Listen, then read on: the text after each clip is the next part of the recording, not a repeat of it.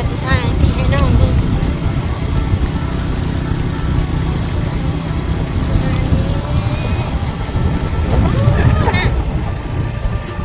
ก็ในการดำให้ดำหน้าได้นี่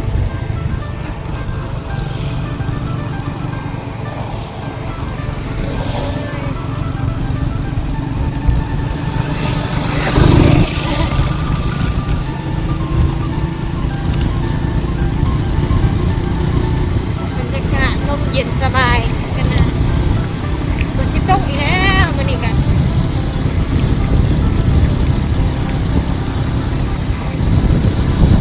ในการเงินเศร้า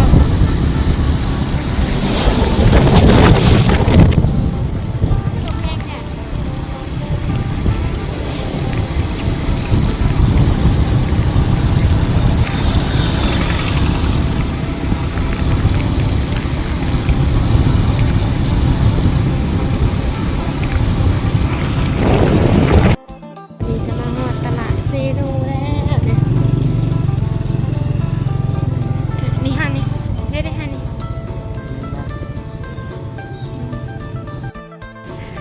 สวัสดีกา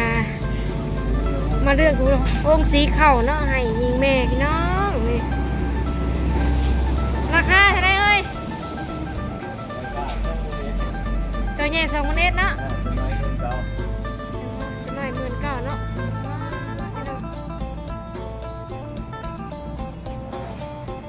สวัสดีก็เอาเครื่องน้อยเนาะเอาเครื่องน้อยสีเข่าอยู่นะ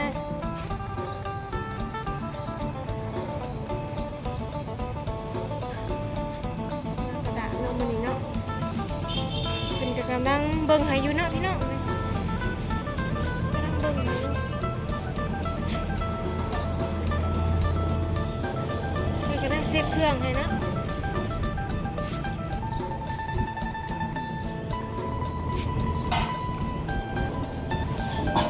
พอดีก็เอาเครื่องนี่แหละไปสะพายยิงแม่นะไอ้บ้าน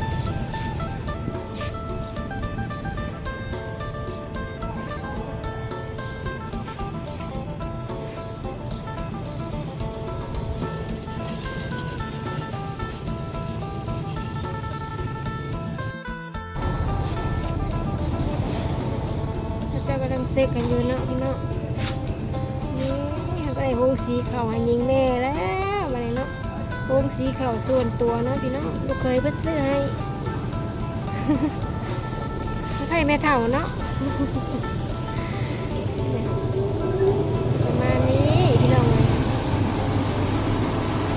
โอ้น่ะ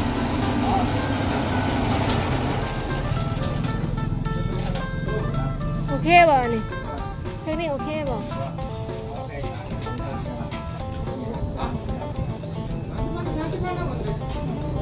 ่านถึงกันใหญ่เนาะพี่น้องจะเซ็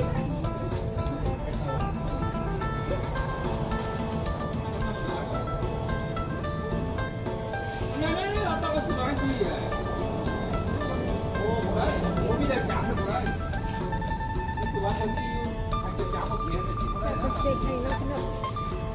ร้านเพิ่นก็มีหลากหลายเนาะมีรถไถมีจักรเครื่องอุปกรณ์เพื่อใช้เนาะภายในเรือน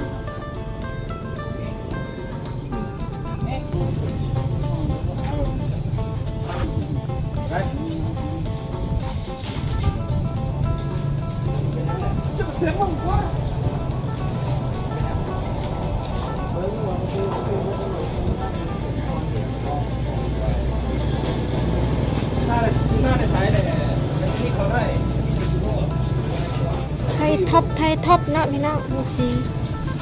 กสีข้าว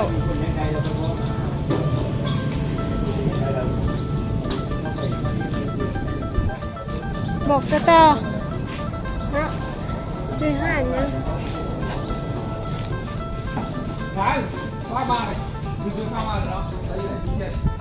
ท่านขาสู้นี่เนาะนะ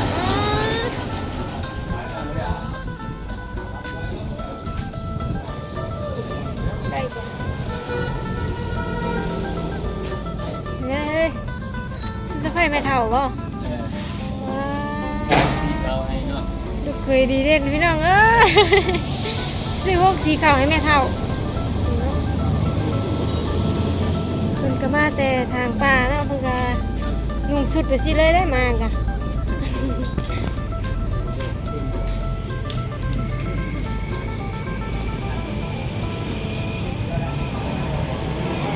ได้ไหม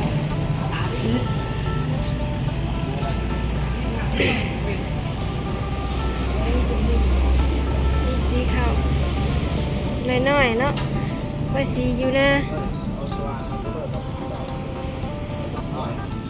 แม่เท่าก็สีอยู่นะนี่เนาะคนน่ะ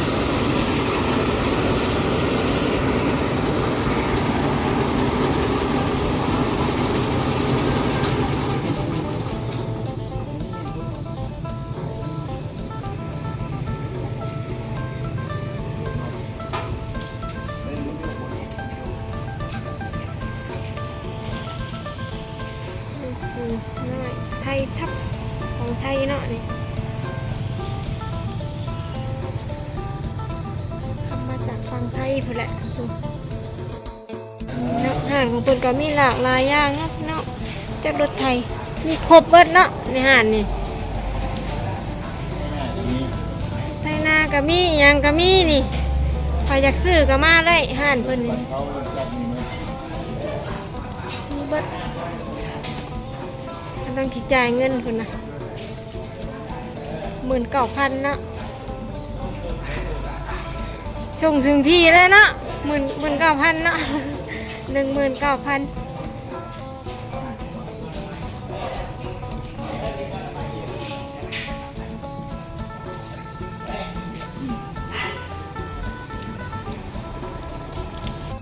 เนาะ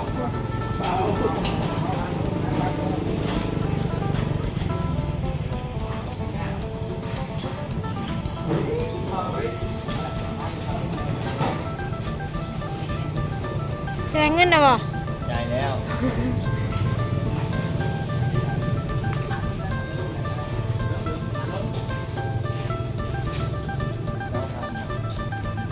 19,000เนาะ19,000